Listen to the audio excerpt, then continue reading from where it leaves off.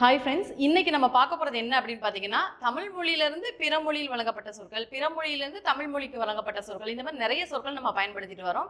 அது தெரியாமலே நம்ம தமிழ் சொற்கள் அப்படிங்கிற மாதிரி நம்ம வந்து பேசிட்டு வரோம். அதை மாதிரி சில வார்த்தைகள் இன்னைக்கு பார்க்கலாம். அது எந்த மொழியிலிருந்து பெறப்பட்ட சொற்கள் அப்படிங்கிறத நம்ம பார்ப்போம்.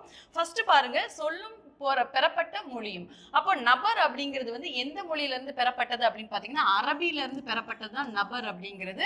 துட்டு அப்படிங்கிறது டச்சுல இருந்து பெறப்பட்டது தான் வந்து துட்டு அப்படிங்கிறது. நம்ம கேஷுவலா அதை பேசிட்டு இருக்கோம். அடுத்து பேனா அப்படிங்கிறது வந்து என்ன மொழி அப்படின்னு பார்த்தீங்கன்னா,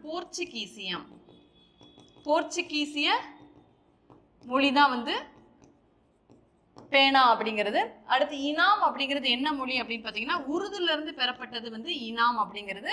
குல்லா அப்படிங்கிறது பார்சியில இருந்து பெறப்பட்ட ஒரு மொழி.